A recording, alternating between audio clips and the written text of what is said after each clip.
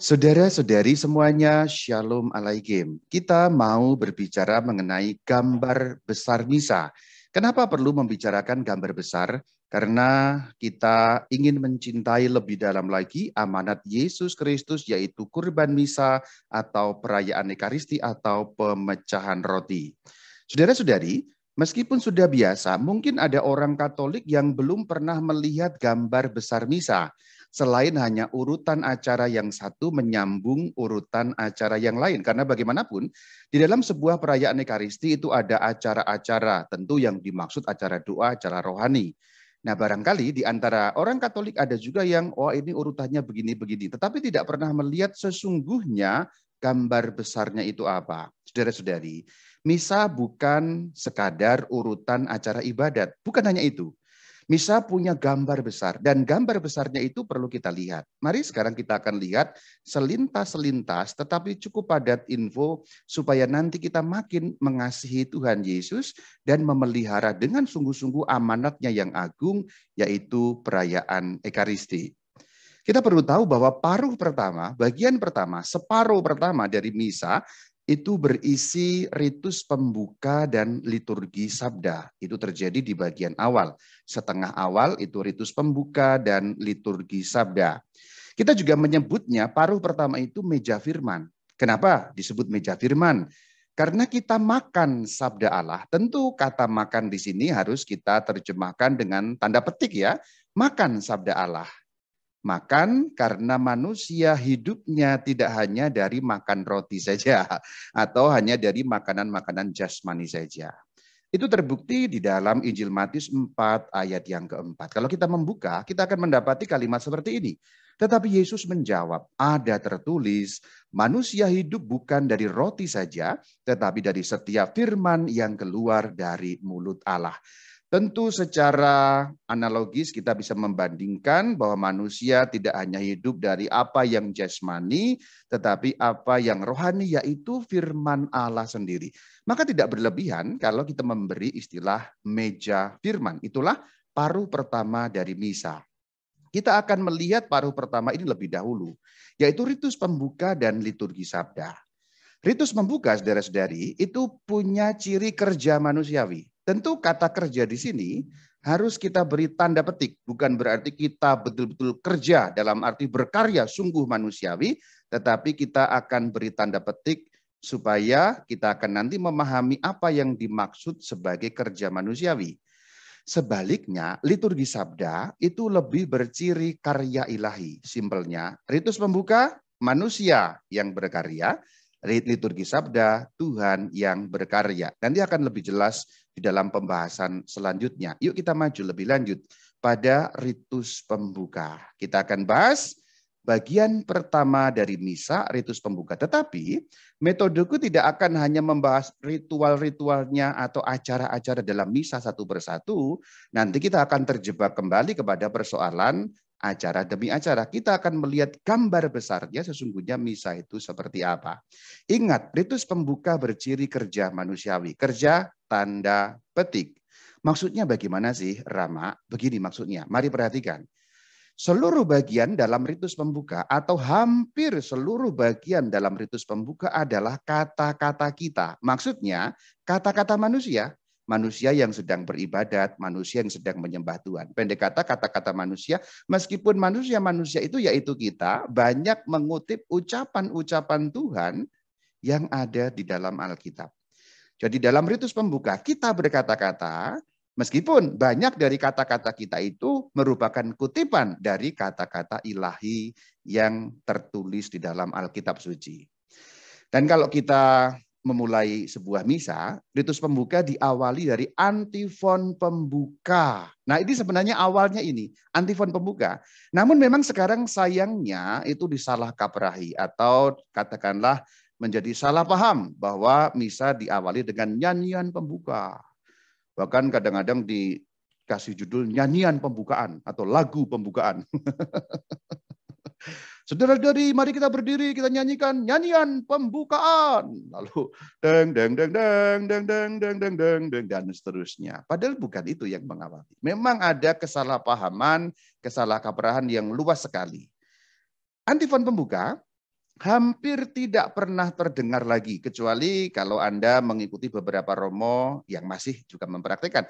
Saya salah satu dari sedikit para presbiter yang masih mempraktikkan adanya antifon pembuka pada awal misa. Meskipun dengan susunan yang sekarang hampir tidak mungkin lagi menempatkan antifon pembuka persis pada bagian betul-betul awal. Namun biasanya setelah tanda salib saya nyanyikan atau ucapkan antifon pembuka itu. Antifon pembuka di dalam bahasa Latin itu introitus, diterjemahkan sebagai antifon pembuka. Akan kubahas sedikit karena aku sudah terlanjur menyebut antifon pembuka. Mungkin di antara kamu ada yang bingung sebenarnya apa sih antifon pembuka. Yuk aku jelaskan. Aku menjelaskannya mulai dari warna ya yang asik saja ya, warna pinky. Pink Rose. Ini Bapak Suci Benediktus ke-16 menggunakan pakaian liturgi Pink Rose merah muda, yaitu pada hari Minggu Gaudete. Apa itu Minggu Gaudete? Salah satu minggu dalam perayaan liturgi, yaitu Minggu Advent yang ketiga. Minggu Advent yang ketiga disebut Minggu Gaudete. Kenapa sih disebut Minggu Gaudete? Karena antifon pembuka pada misa itu diawali dari kata gaudete. Ini antifon pembukanya. Gaudete in Domino semper iterum dico gaudete. Antifon pembuka alias introitus adalah kata yang pertama muncul dalam sebuah misa. Pasti pertama kali muncul itu. Antifon pembuka, kata yang pertama kali muncul dalam sebuah misa. Dan Gereja Katolik punya satu tradisi memberi nama dengan mengambil kata pertama yang muncul. Hampir semua dokumen-dokumen gereja diberi nama dengan kata yang pertama muncul. Satu atau dua kata yang pertama muncul. Maka Minggu Advent ketiga karena antifon pembukanya alias introitusnya yang pertama kali muncul adalah kata gaudete, maka Advent ketiga disebut Minggu Gaudete. Itu ada lagunya. Kamu boleh cari nanti di YouTube atau dimanapun, cari saja lagu Gaudete Minggu Advent ketiga pasti akan muncul. Gaudete in Domino semper, iterum dico gaudete, modestia vestra notasi, dan seterusnya. Ini lagunya dengan notasinya dalam notasi Gregorian. Kalimat Gaudete in Domino dan seterusnya itu diambil dari mana sih? Itu merupakan kutipan dari Alkitab, yaitu kutipan dari surat Filipi 4 ayat yang keempat. Terjemahan dalam bahasa Indonesia berbunyi, bersukacitalah senantiasa dalam Tuhan. Sekali lagi kukatakan bersukacitalah. Jadi Minggu Gaudete dapat juga disebut sebagai Minggu Sukacita kalau diterjemahkan dalam bahasa Indonesia. Tetapi kita sedang berhadapan dengan istilah teknis Gaudete, maka ya sebut saja Minggu Gaudete. Ini antifon pembuka. Maka nanti kalau kita memasuki Advent yang ketiga, kemudian orang menyebut Minggu Gaudete atau presbiter Anda yang memimpin sebagai imam menyebut hari ini Minggu Gaudete, Anda tahu sekarang kenapa disebut Minggu Gaudete? Karena kata pertama yang muncul pada misa hari itu adalah Gaudete. Itu berlaku untuk semua misa yang lain.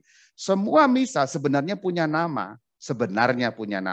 Hanya memang beberapa yang istimewa itu diberi nama khusus, yaitu salah satunya Gaudete. Contoh lain yang namanya terkenal yaitu Misa Letare. Ini Bapak Suci Paus Fransiskus yang juga mengenakan pakaian liturgi merah muda pada hari Minggu Letare. Letare itu apa?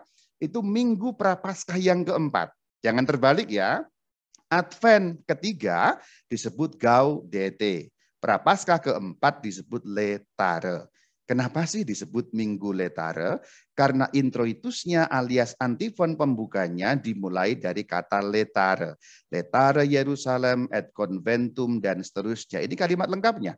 Letare Yerusalem et conventum facite omnes qui diligitis eam. Nah itulah saudara-saudari. Kata pertama yang muncul dalam misa Minggu Prapaskah yang keempat pasti letare. Itulah kenapa disebut Minggu Letare. Ini bahasa Latin, antifon pembuka ini dikutip dari mana sih? Dari Yesaya 66 ayat yang ke-10. Kalau kita lihat terjemahan dalam bahasa Indonesia, bersukacitalah bersama-sama dengan Yerusalem dan bersorak-sorailah karenanya. Hai semua orang yang mencintainya, mencintai Yerusalem yang dimaksudkan. Memang terjemahannya menjadi sama, bersukacita. Gaudete tadi bersukacita, kemudian letare itu bersukacita. Memang kata yang dipakai berbeda, kita dalam bahasa Indonesia menyamakannya, terjemahannya bersukacita semua. Mungkin lebih tepat ini letare bergembira, barangkali begitu yang lebih mendekati. Tapi bersukacita juga tidak salah, karena dalam bahasa Indonesia kita memang menyamakan gembira dan sukacita. Latin membedakannya gaudete, ini letare gaudete. Itu contoh antifon pembuka alias introitus. Di dalam setiap misa, saya ketika bertugas sebagai imam selalu berupaya mengembalikan antifon pembuka. Biasanya sekarang tidak saya tempatkan persis di bagian awal karena tidak mungkin lagi. Karena sekarang kalau misa di mana-mana sudah selalu diawali dengan nyanyian pembuka. Di sini setelah dalam nama Bapa, lalu aku menyanyikan introitusnya atau membacakan introitusnya setelah salam Tuhan bersamamu dan bersama rohmu, lalu aku mulai menyanyi. Umpamanya dalam bahasa Indonesia, bersukacitalah dan seterusnya. Saya tidak perlu nyanyikan sekarang karena ini kan bukan misa ya. Hanya aku mengatakan sebagai seorang imam, aku ingin mempopulerkan kembali satu kekayaan liturgi yang sangat lama hilang rasanya. Di mana-mana hampir tidak ada lagi orang yang kenal apa itu antifon pembuka alias introitus. Sebenarnya ada antifon satu lagi, yaitu antifon komuni. Bisa dibacakan sebelum komuni, bisa juga dibacakan atau dinyanyikan setelah komuni. Kebiasaanku menyanyikannya setelah komuni. Pokoknya kalau kamu ikut misaku, terutama hari Minggu, pasti ada nyanyi di bagian awal, nanti nyanyi setelah komun. Itulah antifon-antifon dalam setiap perayaan Ekaristi yang sekarang hilang. Ya nggak apa-apa, aku kembalikan, semoga paling kurang lalu yang ikut misaku, oh Rama Bayu nyanyi itu berarti apa? Oh itu antifon pembuka, oh itu introitus. Ngerti nggak ngerti, pokoknya aku kembalikan. Nah setelah bagian awal tadi, ya boleh dikatakan kemudian menyusul Kyrie. Ini kata-kata kita mohon kerahiman ilahi. Kita sudah pernah bahas Kyrie di dalam tema yang berjudul sadar, aktif, dan bermakna. Gloria juga sudah kita bahas. Kemarin sudah kita bahas seri 1 dan seri 2. Jadi gambar besarnya Gloria tidak lagi perlu bahas sekarang. Sekarang kita masuk pada bagian ritus pembuka sebagai awal dan yang terakhirnya adalah kolekta. Maksudnya adalah bagian terakhir dari ritus pembuka adalah kolekta, yaitu kata-kata kita dalam doa yang berisi pujian atas karya ilahi dan permohonan demi kita sendiri. Kolekta juga sudah pernah dibahas di dalam tema yang berjudul sadar, aktif, dan bermakna. Maka ini tidak akan terlalu banyak aku bahas lagi kolekta itu. Dulu namanya doa pembuka, ya, atau kadang-kadang malah lebih parah lagi doa pembukaan. Yang benar doa kolekta. Terjemahan sekarang sudah benar dengan nama terjemahan doa kolekta. Nah inilah ritus pembuka. Itulah gambar besarnya ritus pembuka. Yang sangat kuat cirinya adalah tanda petik kerja manusia yang memohon belas kasih Allah Tuhannya atau Allah Bapaknya. Jadi kalau kita perhatikan dari awal itu kita terus yang ngomong, kita terus yang berbicara. Dari awal antifon pembuka kita, Kyrie juga kita mohon kepada Allah yang diawali dengan saya mengaku confiteor itu kalau dalam bahasa Latin, kemudian Kyrie, kemudian Gloria, kemudian kolekta.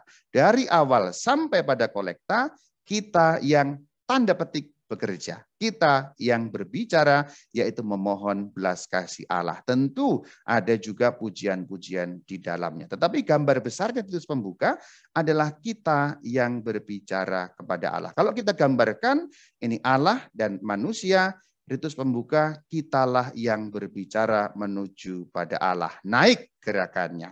Inilah ritus pembuka. Ingat baik-baik gambar besarnya ini. Maka ketika kita berbicara dengan Allah, sungguh-sungguh kita berbicara dengan Allah. Ketika Kyrie mohon pengampunan, sungguh-sungguhlah mohon pengampunan. Ketika Gloria memuliakan, sungguh-sungguhlah mohon memuliakan Allah dan seterusnya. Dan seperti pada gambar besarnya ini kita sedang berbicara kepada Allah. Kita sedang berseru kepada Allah. Jadi inilah bagian paling awal kita bicara kepada Allah. Kita masuk kepada bagian selanjutnya liturgi sabda untuk lihat gambar besarnya itu apa. Yuk kita masuk. Jangan lupa di bagian awal sudah aku bahas, liturgi sabda punya ciri karya ilahi. Kalau ritus pembuka itu kerja manusia, kalau sekarang karya ilahi. Seluruh liturgi sabda atau hampir seluruh isi liturgi sabda adalah tindakan Allah. Sekarang Allah yang bertindak dalam arti yang berbicara, yang bersabda, yang berfirman. Yuk kita perhatikan bahwa Allah mengajar kita dan kita hendaknya mendengarkan dengan baik instruksinya, ajaran Allah. Melalui apa sih pengajaran Allah itu diberikan? Melalui kata-kata suci yang dicuplik dari Alkitab. Alkitab itu apa? Sabda Allah dalam bentuk tertulis. Jadi Allah mengajar kita dengan sabdanya yang berbentuk tulisan yang namanya Alkitab suci. Itulah instruksinya, itulah pengajarannya, itulah petunjuk-petunjuk yang berguna bagi kehidupan kita, saudara. Jadi gambar besar liturgi sabda adalah Allah yang mengajar kita. Allah yang memberi petunjuk kepada kita.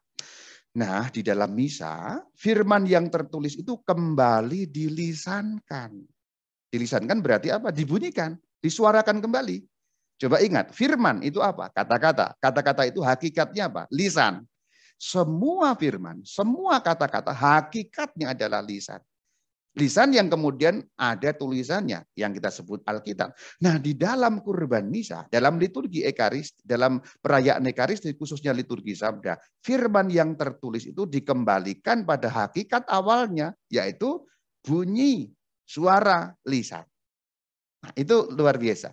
Justru di dalam liturgi sabda itulah itu terjadi. Firman Allah itu dibentuk menjadi bentuk yang semula, yaitu bentuk suara, bentuk firman. Dan menurut iman Katolik, Allah sungguh-sungguh berfirman. Memang secara duniawi Allah berfirman meminjam tanda petik suara si pembaca. Entah itu presbiternya, imamnya, atau awam yang membaca sebagai pembaca alias lektor. Tetapi sebenarnya yang kita dengar secara jasmani memang suara manusia. Tetapi secara rohani gereja yakin itu Allah yang sungguh-sungguh berfirman. Yuk kita baca PUMR 29, ajaran gereja tertulis di sana. Apa itu PUMR? PUMR adalah pedoman umum misale Romawi. Atau teks latinnya itu IGMR, Institutio Generalis Missalis Romanis. Segala macam hal-hal terkait dengan perayaan misa ada pedomannya di sana. Kita buka PUMR 29, bunyinya seperti ini.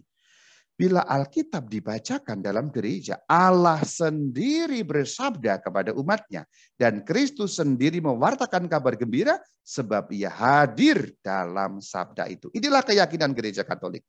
Di dalam PUMR 29, keyakinan gereja Katolik jelas sekali. Meskipun yang kita dengar suaranya Rama Bayu, kamu mendengar Allah sendiri bersabda. Perhatikan, Allah sendiri. Itu suara Allah. Itu suaranya Rama Bayu jelek cempreng. Ya, itulah yang secara jasmani. Tapi memang kita juga perlu melihat secara iman. Itulah saudara-saudari, dimensi rohani dan jasmani berkelindan bersama di dalam perayaan Ekaristi. Itulah kenapa, karena pemahaman yang seperti ini setiap pembaca, yaitu lektor, baik imam maupun awam, sebaik-baiknya dan sesungguh-sungguhnya harus mempersiapkan diri.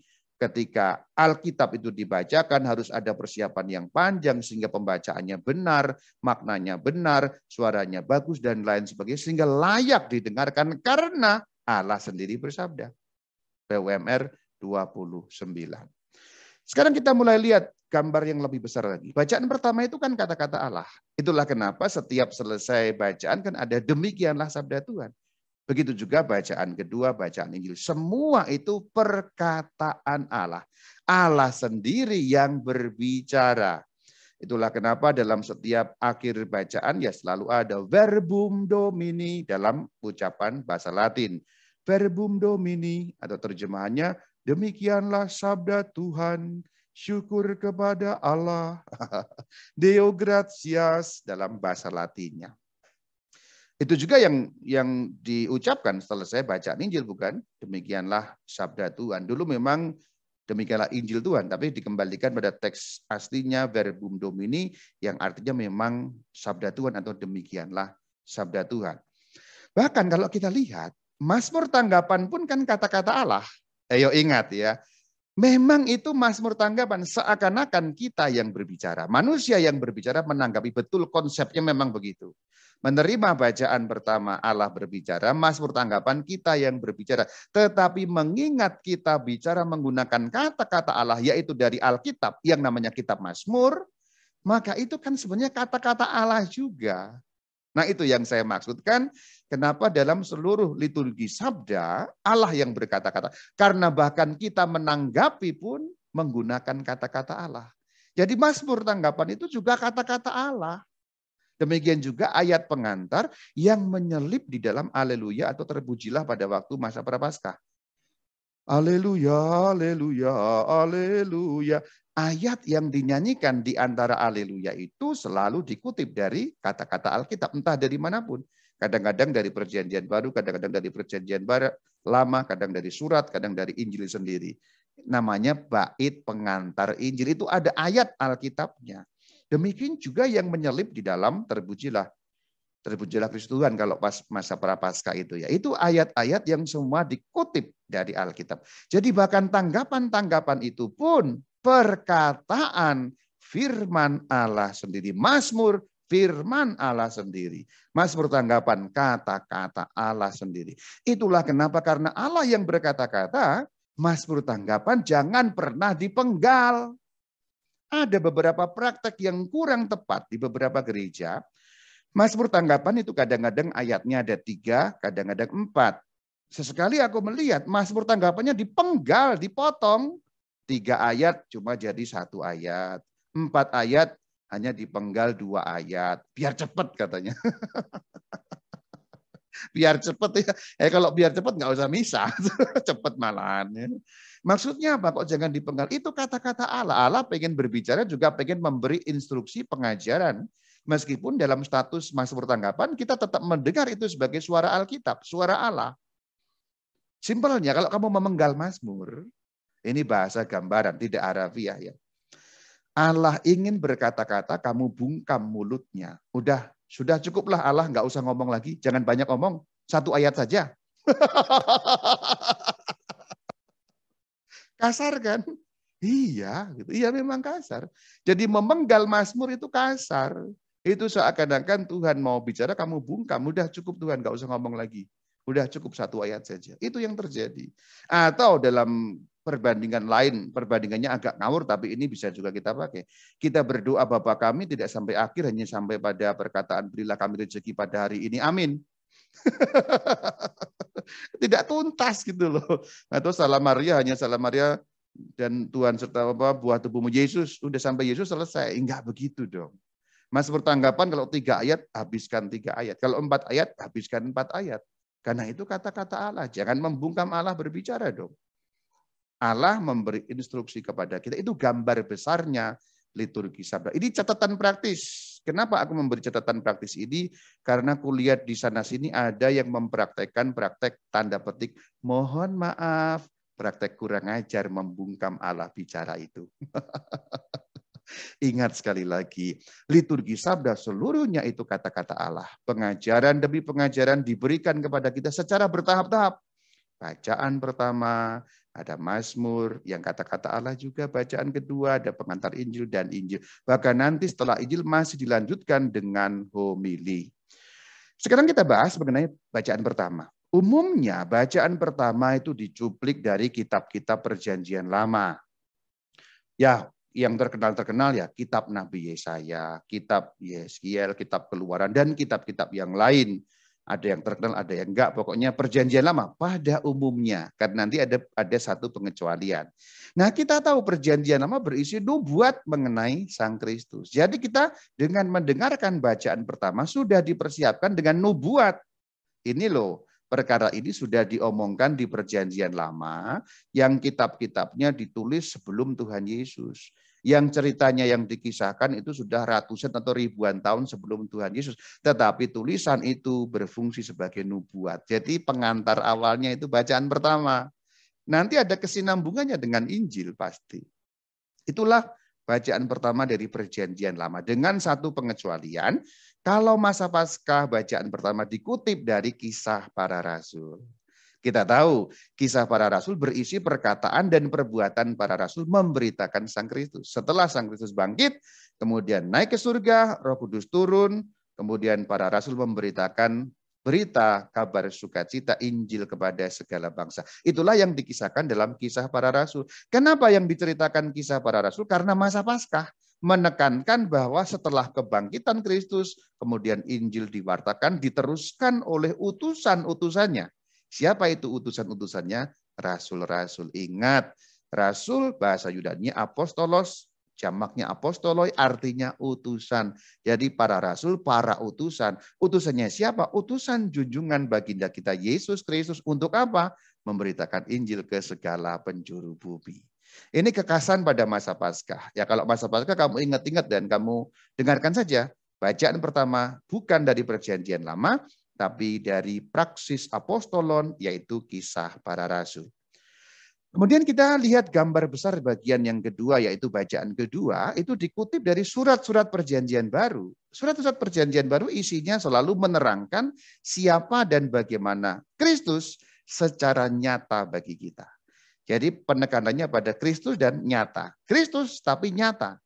Maka beberapa surat sangat konkret, misalnya menanggapi satu tindakan-tindakan orang di Korintus, orang di Roma, dan lain sebagainya. Jadi petunjuk-petunjuknya lebih konkret, tetapi lain dan tidak bukan selalu saja menerangkan, menjelaskan siapa dan bagaimana Yesus Kristus yang sudah dinubuatkan di Perjanjian Lama dan dikutip sebagai bacaan pertama tadi.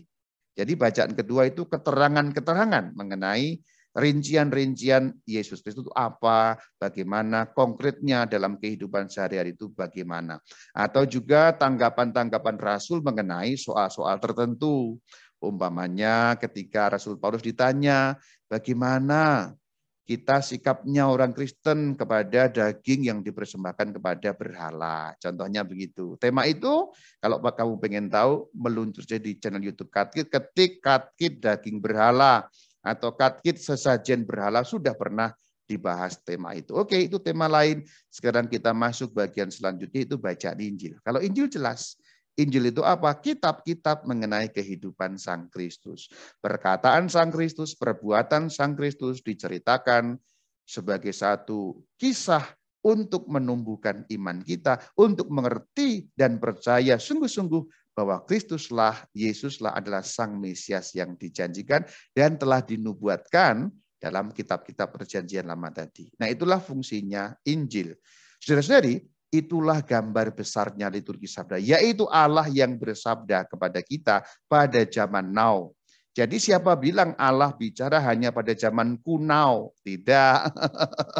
Tidak hanya pada zaman kuno, tapi juga pada zaman now Allah tetap bersabda. Melalui apa? Liturgi sabda. Jadi liturgi sabda itu Allah yang berbicara. Maka Gereja Katolik yakin Tuhan Allah masih bersabda, masih berbicara kepada kita, manusia, makhluk-makhluk zaman modern ini. Nah, perkataan Allah itu tidak hanya disampaikan melalui para nabi dulu atau para rasul dulu, tapi sekarang di sini di tempat kita masing-masing merayakan kurban misa. Namun memang godaannya kadang-kadang kita merasa ini kok bukan perkataan Allah ya. Kenapa? Karena kita masih mengikuti kedagingan kita. Kita ini orang biasa, orang yang kadang-kadang merasa sangat duniawi, maka kita mendengar yang bicara itu orang lain, yaitu para pembaca. Ya, si itu, ibu itu yang bacanya jelek sekali, artikulasinya nggak jelas, bapak itu yang suaranya cempreng kayak apa anjing dicekik, mohon maaf. Romo itu yang kalau baca nggak jelas seperti orang bergumam, orang biasa yang bicara. Bagaimana bisa kita memandang Allah yang bersabda dengan cara itu?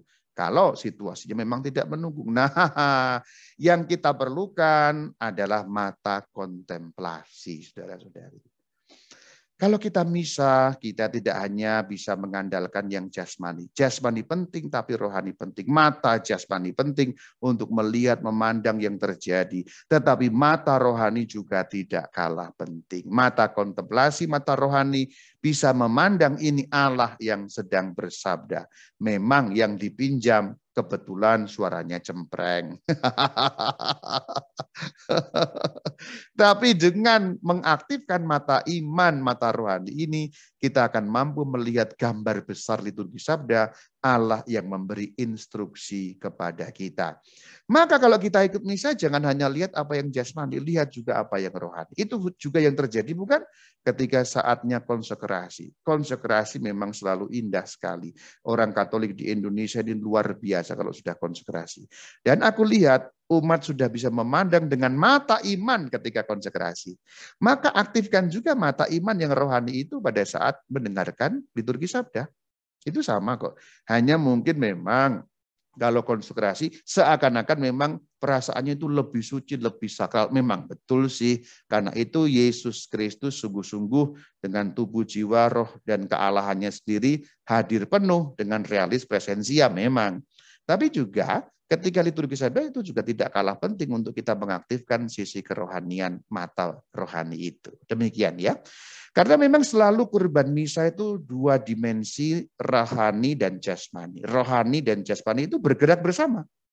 Itulah kenapa ya kadang-kadang dalam misa kita bisa malas, bisa bosan, karena kita masih berjasmani. Tetapi yang rohani tentu akan mengungguli apa yang jasmani. Dan memang ikut misa selalu membutuhkan latihan.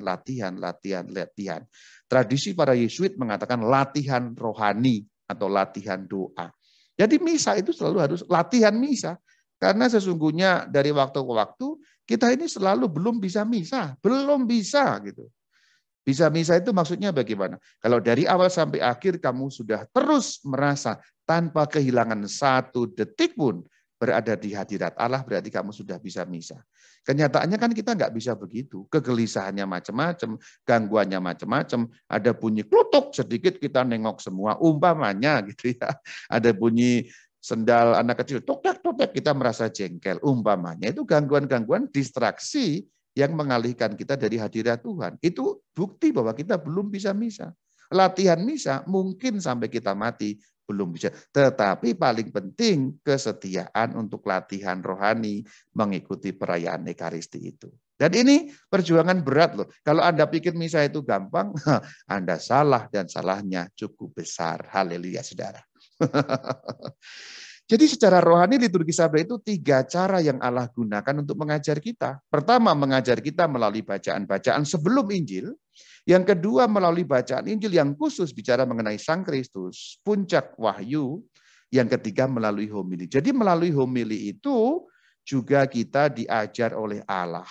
Karena apa? Imam dipakai oleh Allah untuk mengajar umatnya. Apa arti masing-masing dari 3 cara yang Allah pakai untuk memberi kita instruksi? Pertama, bacaan-bacaan sebelum Injil itu para nabi dan para rasul yang mengajar. Dan murid-murid para rasul.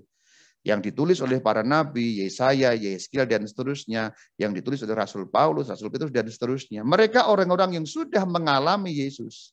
Maka mereka dipakai oleh Tuhan untuk mengajar kita dalam liturgi sabda bacaan sebelum Injil. Mereka itu juga orang-orang yang diinspirasikan oleh Roh Allah untuk menuliskan wahyu ilahi. Maka inspirasi Roh Kudus itu turun atas mereka, kemudian sekarang sampai kepada kita. Wahyu ilahi yang diturunkan kepada mereka sekarang sampai kepada kita. Wahyu ilahi dulu diberikan kepada mereka, tidak hanya berhenti, tapi kemudian nyambung sampai kepada kita. Nah kalau Injil beda, karena itu perkataan langsung Sang Kristus. Kristus adalah Sang Firman sendiri. Ini berbeda dengan perkataan Allah melalui Nabi dan Rasul. Kalau Injil ansih perkataan Sang Kristus, Sang Firman Allah sendiri. Yang ketiga homili. Di dalam homili pun Allah mengajar umatnya. Melalui apa sih sebenarnya? Perkataan gereja. Secara kelihatan gerejanya diwakili oleh imam pemberi homili. Itulah kenapa setiap imam perlu menyiapkan homilinya bukan dari opininya pribadi sebenarnya. Tetapi ajaran gereja, apa yang gereja katakan. Jadi sebenarnya homili itu bukan sekedar renungan. Bukan. Wah homilinya tidak menyentuh. Homili bukan soal menyentuh. Tapi apa yang diajarkan Allah melalui gerejanya. Contoh, minggu lalu itu ada bacaan mengenai selesai konsili Yerusalem. Kemudian dari Yerusalem ada 2 utusan, Yudas dan Silas. Diberi surat yang ditulis oleh para rasul untuk jemaat orang-orang non-Yahudi yang di Antioquia. Surat diantarkan ada yang tertulis, Yudas dan Silas diminta menjelaskan. Dalam homili aku katakan, ini memang praktek gereja sejak awal. Inilah gereja Katolik. Karena surat jadi tertulis, perlu penjelasan Yudas dan Silas secara lisan. Yang tertulis namanya Skriptura, Alkitab. Yang lisan namanya traditio. Sejak semula begitulah ajaran gereja Katolik. Menyentuh enggak itu, Rama? Ya kalau kehidupan mungkin enggak menyentuh. Meskipun di bagian akhir aku beri satu renungan. Tapi intinya bukan itu, tapi pengajaran. Dengan itu aku mengajarkan, ini loh gereja Tuhan, gereja Katolik. Sejak semula diceritakan di dalam kisah para rasul sudah seperti itu. Dan praktek gereja sampai sekarang seperti itu. Itulah yang dimaksud perkataan gereja. Bukan hanya sekedar renungan-renungan dan merenungkan sendiri. Bukan sekedar itu. Homili bukan renungan. Homili perkataan gereja. Ajaran gereja. Tapi memang itu yang dipakai Allah untuk mengajar kita. Memang, kembali ke konteks contoh tadi, di bagian terakhir aku memberikan juga renungan. Renungannya apa? Saudara-saudara, Yudas dan Silas orang-orang yang dapat dipercaya lisannya. Kita, orang-orang beriman, juga perlu dipercaya lisannya. Ciri orang beriman dapat dipercaya lisannya. Haleluya, saudara. Nah, ada juga renungannya. Tapi bukan itu intinya. Orang sering salah kaprah mengartikan homili dikiranya renungan. Bukan hanya itu. Nah, kalau renungan itu hanya moral, bukan itu. Homili bukan itu. Homili bukan, sama sekali bukan moral. Moral Anda dapat di pelajaran PPKN alias PMP. Ya, ingat ya, itu tadi 3 cara yang digunakan Allah untuk mengajar kita dalam setiap gambar misa. Bacaan sebelum Injil, bacaan Injil, dan homili. Maka kalau kita gambar, Allah berbicara kepada kita dalam liturgi sabda. Jadi kita sudah tahu gambar besarnya paruh pertama misa, ritus pembuka dan liturgi sabda. Sekarang kita gabungkan gambar seperti yang dari awal tadi itu. Allah dan manusia. Paruh pertama misa seperti ini. Di dalam ritus pembuka, manusia berkata-kata kepada Allah. Dan kemudian dalam liturgi sabda, Allah berkata-kata kepada manusia. Inilah gambar misa, gambar besarnya pada paruh bagian yang pertama. Ingat baik-baik gambar besar ini, supaya penghayatanmu lebih bagus lagi ketika merayakan Ekaristi. Maka ketika ritus pembuka, jangan telat. Ya. Karena apa? Kamu bicara kepada Allah gitu, saatmu bicara gitu. Masa bicaranya cuman sudah marilah kita berdoa lah. Ini saatnya kamu bicara di situ gitu. Jangan telat, ambil peranmu di situ. Kalau kita menyadari peran kita di situ, maka tidak akan lagi telat sebenarnya. Ya bahwa kecelakaan telat 1-2 kali itu kecelakaan ya, kecelakaan dalam arti ya sudah diperhitungkan nggak telat, tapi kemudian telat itu soal lainnya. Kita akan sangat keberatan untuk telat kalau kita tahu gambar besar seperti ini, saudara. Dalam setiap misa, kita menyantap makanan rohani dari 2 meja. Meja firman alias meja sabda dan meja kurban. Memang ada meja firman yang sudah kita bahas bagian depan tadi. Meja kurban itu adanya di dalam liturgi Ekaristi. Kenapa sih kok disebut kurban? Karena kurban itulah hakikat misa. Kamu jangan pernah lupa. Memang ada unsur perjamuan. Perjamuan suci Ekaristi. Betul, ada unsur itu. Gereja pun juga mengajarkan bahwa misa juga ada unsur saya katakan. Namun hakikat mendasar yang fundamental, setiap misa adalah kurban. Misa adalah kurban, maka ingat baik-baik. Pemahaman yang benar sebagai kurban, kalau kita memahami misa, gambar besar misa sebagai kurban, ini penting sekali.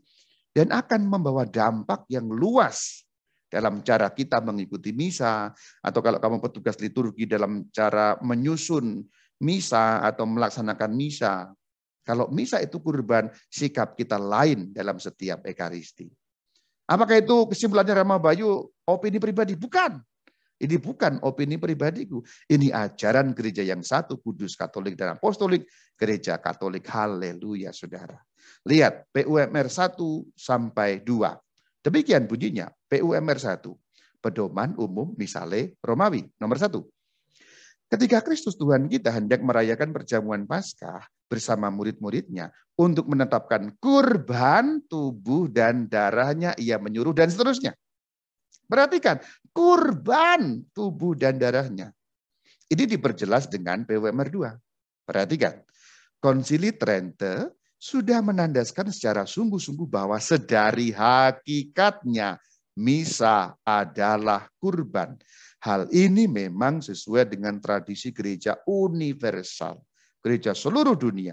Semua gereja apostolik, ya bukan hanya yang Katolik, yang Ortodoks, yang Oriental, semua memandang misa adalah kurban. Bahkan di dalam gereja Katolik Timur, beberapa menyebut misa dengan sebutan korbono. Kalau kita di barat kan menyebutnya ekaristi misa. Tapi beberapa ritus di bagian timur menyebut misa itu korbono. Misalnya ritus-ritus yang menggunakan ritus Syria. Syria Barat, Syria Timur, atau Khaldea misalnya. Misa disebut korbono. Korbono itu dari bahasa Syria, bahasa Aramaik, ya artinya kurban. Ayo kita ikut misa. Kalau orang di Irak kan mengatakan, ayo kita ikut kurban. Justru karena hakikat misa kurban. BWMR pada artikel yang kedua. Untuk mengetahui secara lebih jelas lagi, aku sudah pernah membahas misa adalah kurban di channel YouTube Katkit. Masuk ke YouTube saja, ketik Katkit Misa Kurban, pasti akan sudah muncul. Nanti pembahasan yang lebih detail, lebih rinci, ayat-ayat Alkitab, pendasarannya ada semua di sana, dengan judul misa sama dengan kurban. Pemahaman kurban ini penting sekali. Karena akan membuat kita lebih menghayati Ekaristi detik demi detik ketika kita mengikutinya. Karena apa? Wafat Kristus itu kurban bagi kita, menghapus dosa-dosa kita. Itu peristiwa yang sangat agung. Kristus ingin supaya kita mengenangkan kurban itu, kurban beliau. Dan paling penting, beliau menetapkan, paling penting terkait dengan Ekaristi maksudku, beliau, Sang Kristus menetapkan bagaimana cara kita mengenangkan kurban itu, menghadirkannya kembali. Kurban yang satu kali untuk selama-lamanya di kayu salib, dihadirkan kembali dalam setiap Ekaristi. Perhatikan ayat Alkitabnya, Lukas 22 ayat ke-19. Lalu ia, Yesus, mengambil roti, mengucap syukur, memecah-mecahkannya dan memberikannya kepada mereka. Katanya, inilah tubuhku yang diserahkan bagi kamu, perbuatlah ini menjadi peringatan akan aku. Perbuatlah ini. Ini yang dimaksud apa? Perjamuan itu. Acara seperti ini, mengambil roti, memecahkan, mengucap syukur. Seperti inilah yang kita sebut Ekaristi. Atau di timur disebut korbono. Atau di Konstantinopel disebut liturgi ilahi. Jadi ini perkataan Sang Kristus sendiri. Beliau menghendaki kita mengenang kurbannya, hadir lagi kurban itu dengan cara yang spesifik, yaitu misa. Bukan sekedar persekutuan doa. Tentu aku tidak meremehkan persekutuan doa.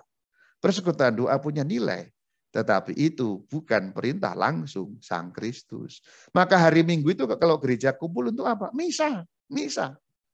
Karena itulah amanat Sang Kristus sendiri, saudara. Nah, disinilah bagian pertama dari liturgi Ekaristi itu konsekrasi. Bagian keduanya komuni. Konsekrasi terkait dengan Tuhan. Tuhan yang mengubah roti dan anggur. Bagian kedua komuni. Kita terima tubuh dan darah itu supaya bersatu dengan Sang Kristus sendiri. Konsekrasi itu kurban Kristus. Kalau komuni itu persatuan kita dengan Kristus. Maka kata-katanya kan komuni. Komunio, bersatu. Maka komuni, kenapa disebut komuni? Karena dengan komuni kita bersatu dengan Sang Kristus sendiri. Jangan pernah lupa gambar besar ini. Misa adalah kurban Kristus pada salib yang dihadirkan kembali secara tak berdarah di atas altar suci. Kurban salib 2000 tahun yang lalu dan kurban Ekaristi pada altar itu nilainya sama dan menghadirkan apa yang dahulu dikurbankan. Ketika Tuhan mengatakan inilah tubuhku, lalu kita makan, itu yang terjadi.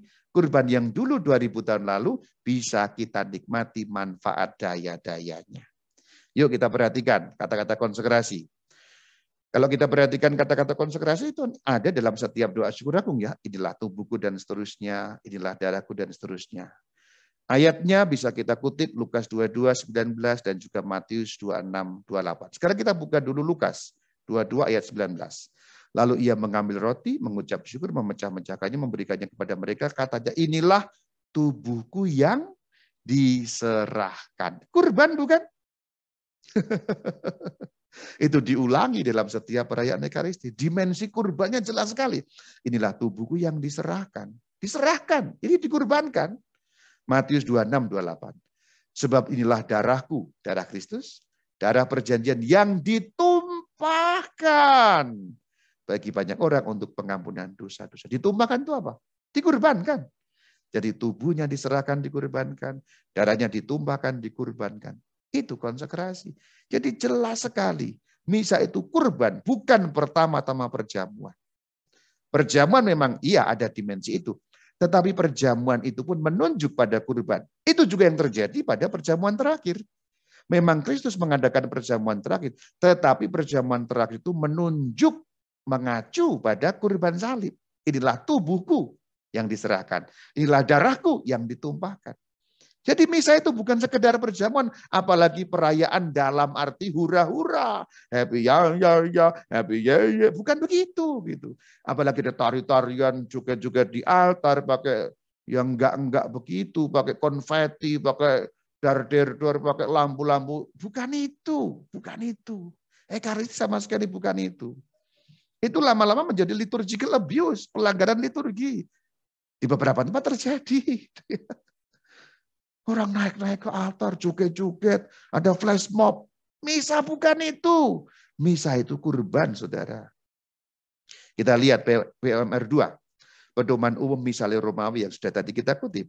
Konsili Trente sudah menandaskan secara sungguh-sungguh bahwa sedari hakikatnya misa adalah kurban. Jelas sekali ajaran gereja. Dan itu juga ada landasan lain. Yaitu di dalam dokumen Konsili Vatikan II dalam konstitusi liturgi yang berjudul Sacrosanctum Concilium alias SC pada artikel ke-47. Sama kita baca. Pada perjamuan terakhir, pada malam ia diserahkan, penyelamat kita mengadakan kurban ekaristi tubuh dan darahnya. Dengan demikian ia mengabadikan kurban salib dan mempercayakannya kepada gereja. Kurban, misa itu kurban. Dokumen-dokumen gereja mengatakan kurban. Bukan perayaan dalam arti seperti kita hore-hore, bukan itu. Kalau kita tahu gambar besar misa adalah seperti ini, kita akan jauh lebih menghargai ekaristi. Tidak seenaknya dengan ekaristi. Kalau itu nggak cukup, SC47 masih ada, KGK. ya saya selalu mengutip KGK ya kan, memang itulah ajaran Katolik ya. 1366 sampai 1367. Aku bacakan. Ekaristi adalah satu kurban. Kurban. Ekaristi itu kurban. Karena ekaristi maksudnya meragakan kurban salib. Dan karena itu menghadirkannya. Ekaristi adalah kenangan akan kurban. Dan memberikan buah-buahnya. KGK 1366. KGK 1367 juga demikian. Jelas sekali. Kurban Kristus dan kurban ekaristi hanya satu kurban. Kurban. Ekaristi adalah kurban. Bukan perayaan dalam arti dalam bahasa Indonesia ya. Kita merayakan. Lalu pesta-pesta. Bukan itu. Ekaristi adalah kurban. Itulah kenapa Yesus Kristus atau peristiwa ekaristi itu sering digambarkan dengan burung pelikan. Maka ada istilah Yesus Kristus itu bagikan pelikan yang baik. Pie pelikane Yesu Domine. Pelikan itu kan memberikan dagingnya atau darahnya untuk memberi makan anak-anaknya. Seperti itulah. Jadi ekaristi, Yesus memberi kita makan karena beliau kurbannya. Kurang lebih seperti itu. Jadi kalau ekaristi adalah kurban, apakah kamu masih merasa wajar kamu joget-joget depan altar? Kalau ekaristi adalah kurban, apakah itu wajar? Pakai pikiran kewarasan saja. Nggak usah pakai ilmu liturgi, nggak usah pakai ilmu teologi. Apakah wajar? Kalau misa adalah kurban, joget-joget depan altar. Nah itu. Mungkin ini aku akan dihujat banyak orang ngomong begitu. Tapi itulah ajaran gereja. Biarlah dihujat banyak orang, tapi aku mengajarkan apa yang diajarkan oleh gereja Katolik. Itu tadi gambar besar liturgi ekaristi. Ingat gambar besarnya. Misa adalah kurban. Misa sacrificium, sacrifice, kurban Kristus sendiri. Jadi ingat, kalau kamu mau berangkat misa, ini kurban, ini kurban. Hanya dengan menanamkan satu pengertian itu di hati, pengertiannya beda sekali. Rama Bayu apakah mengalami begitu? Ya. Ketika aku makin mendalami gambar besar Ekaristi dan menemukan gereja itu ajarannya kurban, tekanannya pada kurban, cara memandangku pada Ekaristi sangat berbeda. Penghargaanku, kecintaanku pada Ekaristi sangat-sangat berbeda. Ingat gambar besarnya ya. Jadi bukan hanya urutan-urutan ceritanya atau urutan acaranya. Bukan, itu penting tapi bukan itu yang terpenting. Gambar besarnya itu yang paling penting. Sekarang bagian terakhir yang tidak akan terlalu panjang, yaitu ritus penutup. Ini hanya akan aku gambarkan dengan dua hal saja. Yang pertama, dengan membacakan ini. Ini berkat dalam bahasa Latin, teks aslinya berbunyi, Benedicat vos omnipotens Deus Pater et Filius et Spiritus Sanctus, seluruhnya umat menjawab amin. Ingat ya? Ya, semua pasti ingat kalau berkat ini ya. Benedicat vos omnipotens Deus Pater et Filius et Spiritus Sanctus. Amin. Kalau dinyanyikan dalam lagu asli Gregorian bagus loh. Benedicat vos omnipotens Deus Pater et Filius et Spiritus Sanctus. Amin. Nada-nadanya itu angelic. Jadi ritus penutup yang pertama unsurnya atau gambar besarnya kita diberkati. Aku diberkati, kamu diberkati. Aku diberkati. Benedicat vos, diberkatilah kalian.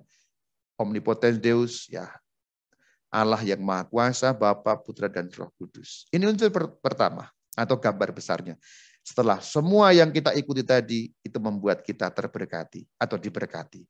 Khusus bagian terakhir diberkati untuk apa?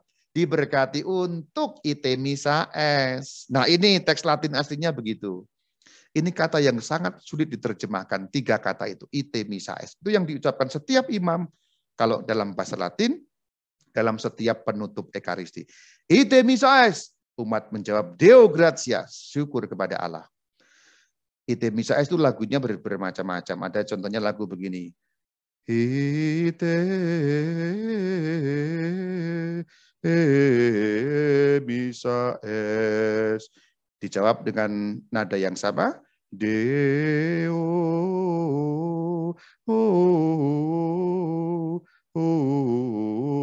gratias. Sebenarnya lagunya cantik-cantik kalau kita menyanyikannya dalam versi Gregorian asli. Itulah gambar besarnya bagian ritus penutup, kita diberkati dan ite missa es, diutus. Demikian pembicaraanku mengenai gambar besar Ekaristi. Kuulang sedikit bagian terakhir. Pada paruh bagian pertama, yaitu ritus pembuka, itu kita bicara kepada Allah. Kemudian liturgi sabda Allah bicara kepada kita, memberikan pengajaran dan instruksi. Liturgi Ekaristi, gambar besarnya itu kurban. Penutup, gambar besarnya kita diberkati dan diutus. Semoga sekarang kita memandang misa seturut gambar besarnya itu dan makin mencintai amanat Kristus sendiri, yaitu kurban Ekaristi. Terakhir, jangan pernah lupa, Ekaristi adalah kurban. Shalom Alaikum.